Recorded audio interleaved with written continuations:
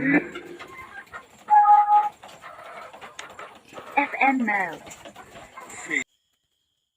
Magandang araw mga ka-farmers. Ngayong araw ay dito tayo sa ating manukan.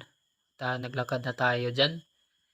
At yan, nagsahod muna tayo ng tubig para ilagay sa ating mga manukan. At kulang na yung kanilang tubig. At yan, hinakot na natin papunta dun sa may kulungan. At 2 galon at 15 liters yung dinala natin. At medyo mataas yung lugar, paakyat. At yan, dinala na natin dyan.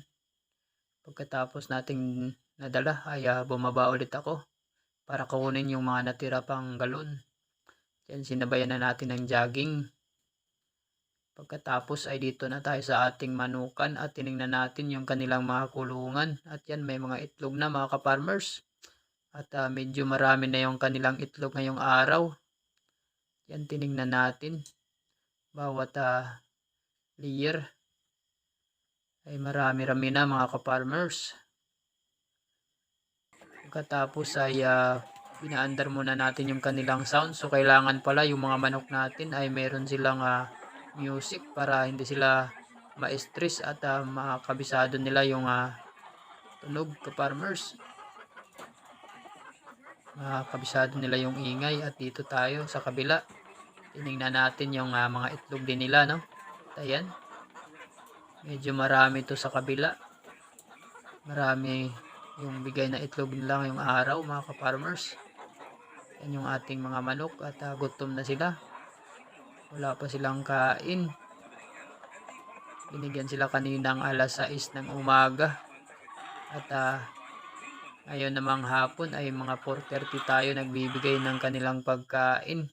Yan, nag-check naman tayo dyan ng kanilang mga itlog. At bawat kwarto ay may bilang. At yan yung mga nakolekta natin na itlog mga ka-farmers. At nililista lahat yan. At nakolekta na itlog ngayong araw ay nasa 91 na piraso. So ito ay mga maliliit pa lamang at kakaunti pa lamang yung tumungtong sa small. So ito ay piwi pa lamang at pullets. Hindi pa lahat small mga ka-farmers. At yan yung mga kasama natin na tumutulong sa atin dyan mga ka-farmers. Yan yung ating presidente at yung treasurer.